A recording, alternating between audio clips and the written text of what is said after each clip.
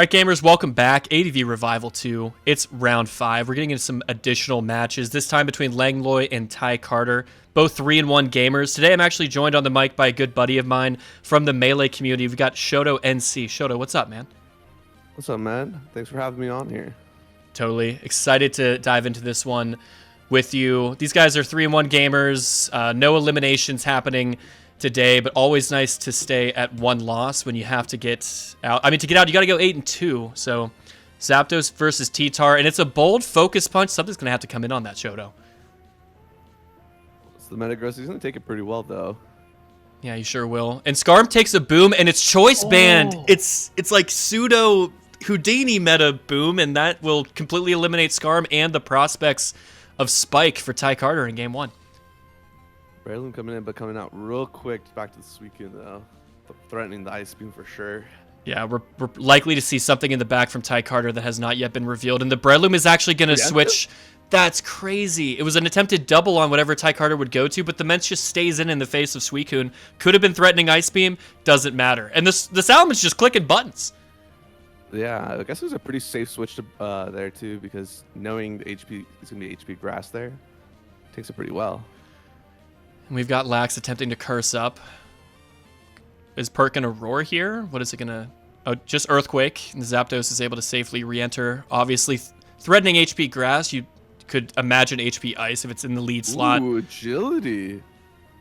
Okay. Don't see that too many times from these Zapdos. And where are we going with it? Just to the Breloom. Nice heads-up Ice Beam click. Okay. Wow. Yeah. Completely eliminates that threat. And now it's T-Tar. No Focus Punch this time. Just Crunch. Oh, special Tar there. Oh, it was forgive me, folks. It was Ty Carter's T-Tar that clicked Focus Punch a moment ago, but now it's Langloy's. It's mixed T-Tar, and the Surf will eliminate all the prospects of that Focus Punch. I'm a bit... I knew it. I was a turn early. I apologize, but there was something happening there. Yeah, not looking too good for Langloy here. The Breloom didn't get too much value, and this is a tough matchup for the Zapdos with Ty Carter having this Blissey out. It's going to consistently be kind of one step ahead here, I feel like.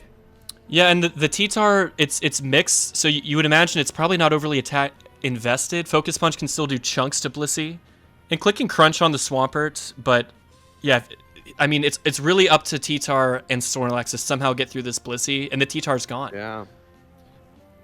This is definitely looking tough. This this being the special wall is just going to be really tough to crack. And Suicune coming in on an Ice Beam.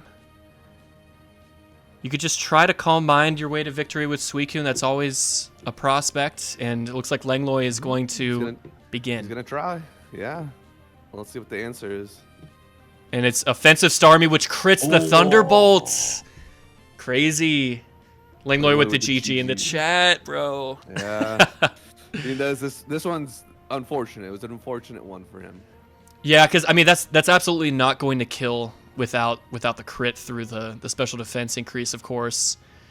And the prospects weren't looking great, but there's with the Suicune there's always a way. Not this time though. Sure. It was looking interesting because with the Houdini Metagross blown up in the Skarmory, you're hoping that a physical attacker maybe can get through getting down that physical wall, but really was just left with the Zapdos and Suicune to try to make a play. Critical hit Shadow Ball is nice to have, but yeah, I fear it's too little too late at this point for Langloy. Ty Carter incredibly well positioned to take this game 1. And yeah, Mixed Salamence putting in a lot of work this game as well. And who else but the Blissey to come in and finish it off? Oh, it feels so good to have Blissey here in the back, just ready. That'll be it for game 1. That will, in fact, be it for game 1. I mean, honestly, like, baton passing with the Zapdos to the Breloom, getting sniped by the Blissey's Ice Beam, that was a huge play. And I don't think it was that risky for the Ice Beam to be coming down there. I mean, it's the best move to click in the face of the Zapdos. So, pretty big risk by Langloy. Didn't pan out that time, but, we got to move on. We got to dive into a game 2, and it's going to be a Salamence versus T-Tar lead, Shoto. Okay, a little bit of you get some lead pressure here from Langloy, but the Gengar's going to come out. Maybe it was Pursuitar, but Oh, it's sub. Okay, that's honestly well positioned for the T-Tar, and just gonna protect. And it's Grass. yeah, presumably HP Grass on the T-Tar. Could be bluffing, but no, that is absolutely hidden power Grass. But what else is the coverage? Could have Fire Blast, of course. Just Flamethrower. Flamethrower. Wow. Special Tar is sub. I haven't seen this before. Yeah. Well, that put in a little bit of work, and it's lead Mence. We haven't seen it click a button. Could always have Fire Blast, and the Skarm does not want to find out. It's double Flamethrower. It's double mix. Or I guess the Mence is mixed here, and the T-Tar is going to be full special. And the Cloyster coming out now, too. Cloyster making an appearance. And are they just going to spike up in one another's face? It appears so. Though, if I recall correctly, I feel like Cloyster likes this matchup because it can always just spin once the Skarm has thrown down 2 spikes. An unfortunate Toxic miss. The Skarm is getting chipped down. Do you just click Toxic again here? No, getting the Gengar out. I guess trying to, yeah, just spin block the Cloyster, but here's the Blissey instead. Blissey on Blissey action here. Toxic coming out. Yep, and it's nice to get the Toxic out early in this mirror match. Trying to catch something else coming in, but Ty Carter's just going to stay in one extra turn. Maybe try to get some additional information on the Blissey, scout it out a little bit. Yeah, Langlo doesn't have to do too much. You can just keep toxing, and if the Skarmory came in there, it's going to take a nasty Fire Blast. So much fire coverage. I kind of like that, because you would not expect the Blissey to have Fire Blast when both T-Tar and Mence have Flamethrower. So I think there's a lot of worlds where Ty Carter goes to the Skarmory there and just gets kind of obliterated. We don't live in it, but that could have happened. There's a lot of levels happening here, I think, in this matchup. And Ty Carter's like, I don't need fire coverage. I'm just bringing Moltres, dude. I'm just bringing the Fire Bird. I feel like Lengoy has been having some really good switches this game already, kind of keeping the pressure on with every time Ty Carter puts a special attacker, he's got like a Blissey out, and it just keeps countering him pretty hard. But Flamethrower there is going to take down the Cloyster. 82%. I mean, Cloyster has a ton of physical defense, but apparently relatively frail specially. And Wisping, wow, actually able to live the Rock Slide. The super duper effective Rock Slide. That was wild. Crazy. And that's very worth it. Molt is still alive, and we put the Salamence on a timer in the sand. Its physical coverage has been hampered. It's pretty much got Metagross and maybe something in the back here for the physical attackers, but they got pretty much a bunch of special attackers now. Yeah, it's really, the Metagross is the last thing left with a great shot at getting through Ty Carter's Blissey. That we have revealed. There's something in the back. I wonder what it could be. This could still just be Sub-Punch T-Tar. No attack raise. Meta's got to get out of here. You just go Blissey most of the time. No, it's Salamence. And it's going to tank a Flamethrower. Okay. I think you feel happy with Salamence taking some damage here. You still have the T-Tar as a special attacker. Same thing with Blissey. Still has the Fire Blast as well. Yeah. Some tempo here. Aerodactyl. Oh, okay. It's Aero last. Yeah, this is your physical attacker. Oh, that Rock Slide could have been so huge. Getting that chip, getting Skarmory closer to... And now a flinch would be meaningful, and gets it. Makes up for the miss. Basically the same situation as before. And the Skarm's going to have to be sacked to allow the T-Tar to come back in. Okay. Yeah, they don't... Just going for the Rock Slide. Just risking it all. And the over-prediction from Ty Carter. There's no way you're staying in with the arrow in this spot, they thought. And gets the crit. Didn't need it there, but wow. Okay, and I don't know. Does Langloy have enough in the tank to bring us to a game 3? Oh, Agility Gross. Okay, this could do it. This could do it with Agility Gross. I think you're right, Shoto. I think this is the exact kind of Metagross you need. Meteor Mash clearly gets there on Blissey. The Moltres is hell low. The Swampert's damn low. I don't know that there's much that can deal with this. If you can just land a couple Meteor Mashes, I think we're going to a game 3. Yeah, I love an Agility Gross here in the back as well. Oh, goes for Earthquake. Just wanting the guaranteed. And I guess it does a bit more than the Meteor Mash. Not overly concerned with getting the attack raise. It did 23%. Yeah, so I guess there's roles where Swampert could live here. You could go for double protect, doesn't try it. And it's Gengar. This should not be able to live a mash. But can Langloy land it? No, he misses. Oh, he misses. What does Gar do? Just Thunderbolt crits. No way, dude. Oh, no. Can T-Tar get there? I mean, Gengar can't kill it from this range. It's Giga Drain. That's helpful. And it's just Ice Beam last. That's not enough, I don't think. Yeah, what can Langlois do here? Get a freeze. The Giga Drain is healing so much. Gengar like is net losing like 6 health per turn at this point. Yeah, this is tough. I don't know what he does. He needs like a freeze here. No freeze that time. And it's going to be all up to Blissey. Reminder, T-Tar's at 29%, Moltres is at 20. So, I don't know. It is physical tar. It's physical tar. Can Blissey... It's going to step on a spike. Oh. Is he going to... Soft Boil, yeah. Wow. Yeah, Gengar... Maybe? I guess you're trying to sack the Gengar, but, I mean, Giga Drain... Wouldn't you just want to go for like the Ice Punch freeze or the Thunderbolt para? I don't know. Burning the Gengar, that's helpful. It's going to live barely and get one more click. Does it have Boom last?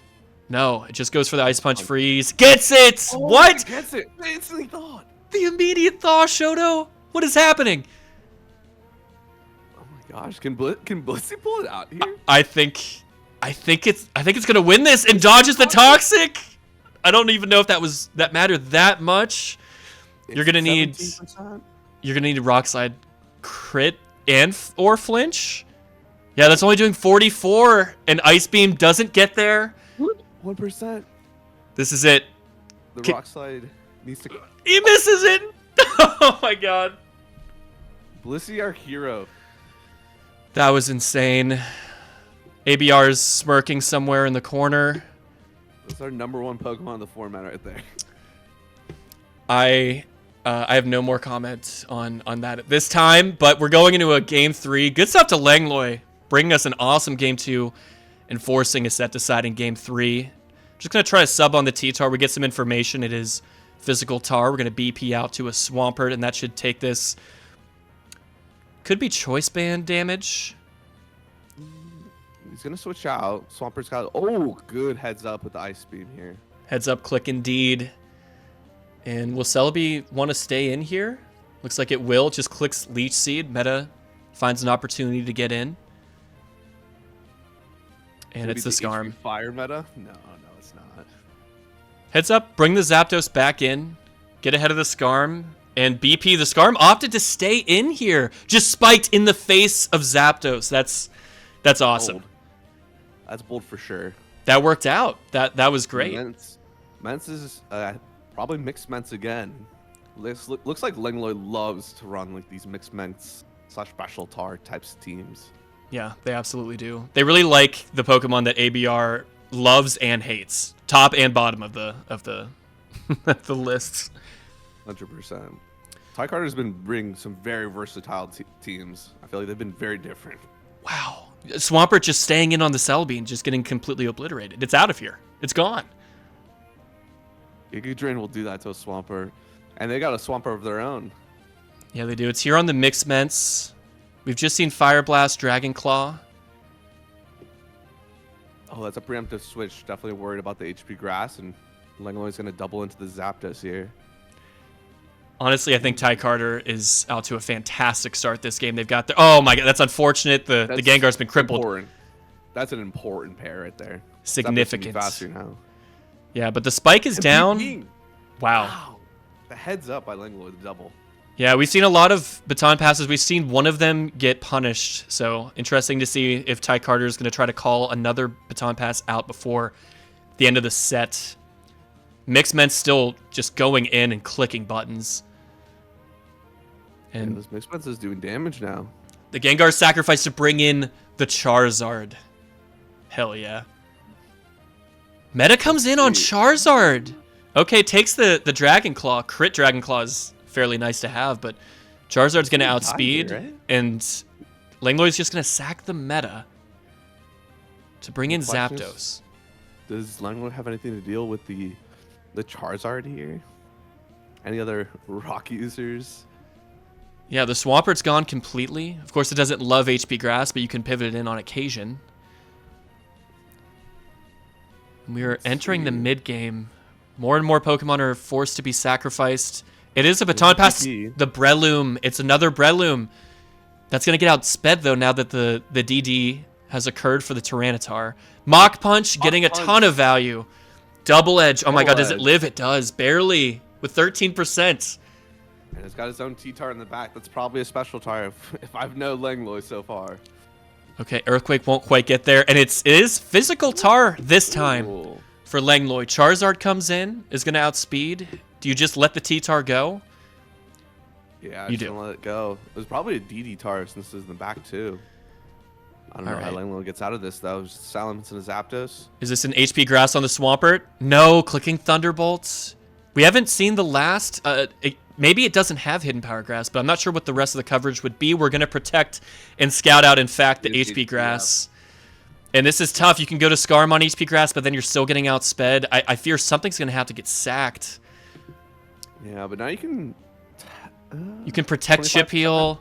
This is tough. Doesn't go for protect, and this is tough. I think Zapdos just wraps it up here. Yeah, the HP Grass is definitely going to come out. I guess you can. Oh, Baton Pass. Getting the Salamence in.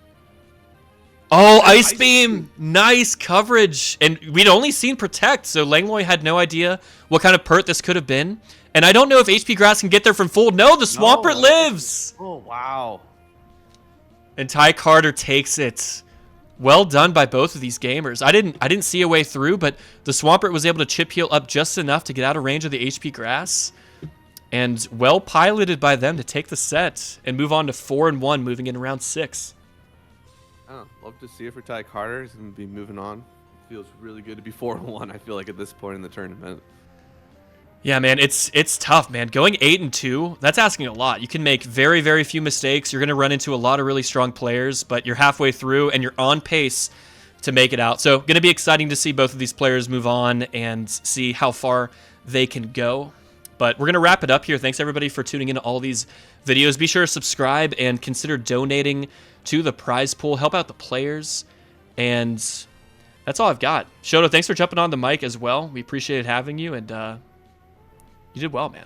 Proud of you, buddy. Thanks for having me. Excited to commentate these matches. All right, we'll see you guys next time.